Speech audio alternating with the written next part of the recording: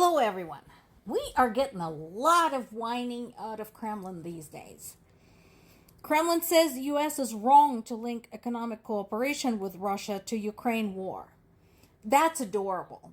So basically what they're saying is, you know what, it should be okay for us to invade another country. This shouldn't affect other countries' desire to cooperate with us. We're not the bad guys. What the heck? This is, by the way, the same bullshit that was used by all the major sports organizations like the International Olympic Committee, like FIFA, when they said, well, we should separate the sports from the atrocities committed by the country. We shouldn't punish the athletes. How else do you send the message? So it's like, yeah, we're totally opposed. We're appalled by Russia's invasion of Ukraine, but we shouldn't let it reflect on our other forms of collaboration. Yeah, that makes a lot of sense. Also, reportedly, Putin asked Russia's oligarchs to donate to the defense budget. At least 2 businessmen had already leaked this information, that they had a meeting, and that's what he was asking. That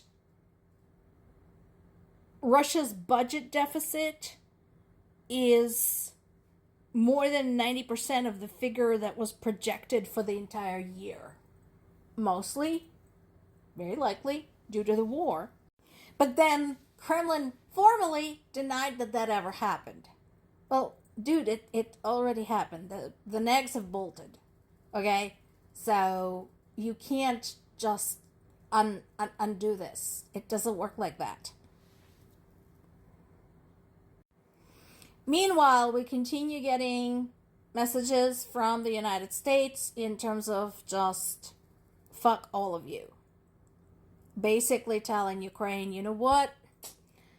We're gonna divert the aid from Ukraine to the Middle East. They haven't done it yet. They haven't committed, but it's likely gonna happen. And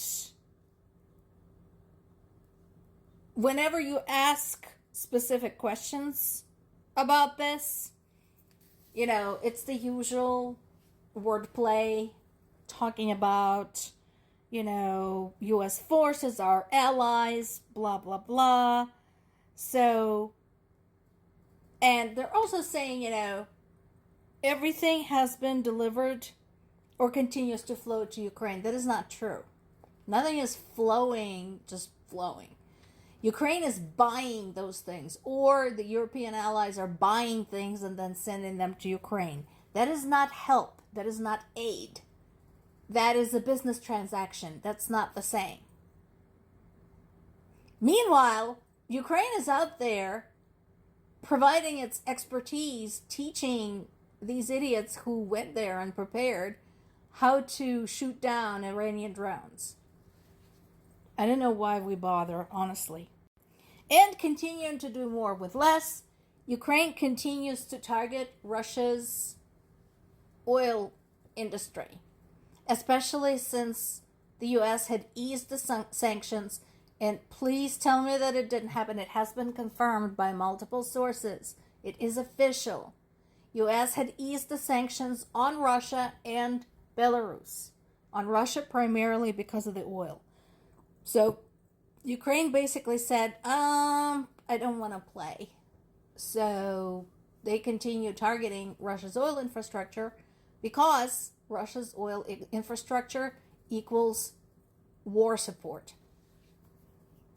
And after yesterday's announcement by Keir Starmer that Britain will start detaining Russia's Shadow Fleet vessels, Russia, of course, replied that there would be political, legal, and asymmetric measures, whatever the fuck that means. What are you going to do, bomb London? They keep threatening.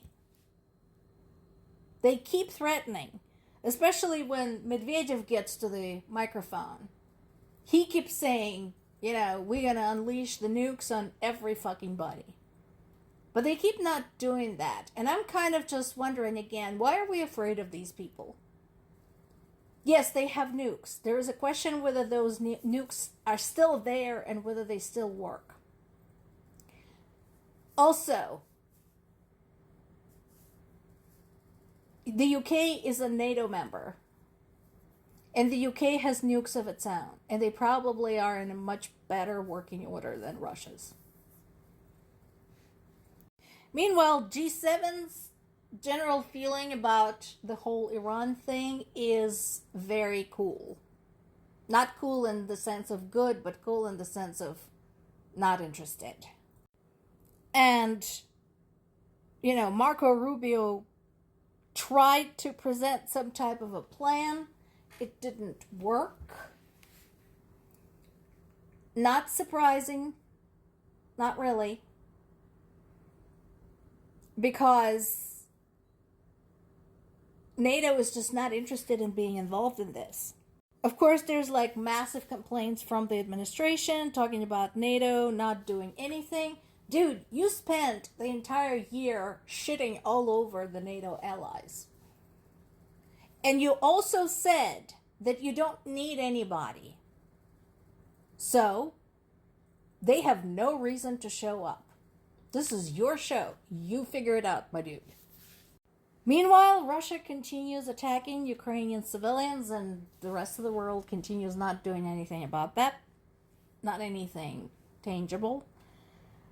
So far today, we have 1 dead, 13 injured. And once again, this was overnight and across multiple regions. So we had at least 1 person killed in the Donetsk region. We had people wounded in Kharkiv. And we also had additional wounded in the Kharkiv region. One of the wounded is a 90-year-old woman. Yeah, that's really good on you, Russia. Fighting Ukrainian grandmothers and children. That's real tough. Such big, tough guys they are. And, yeah, there has been serious damage to the gas production facility in Poltava region. So, there was a fire there, and once again, the rescue and repair services had to rush in and sort out the situation.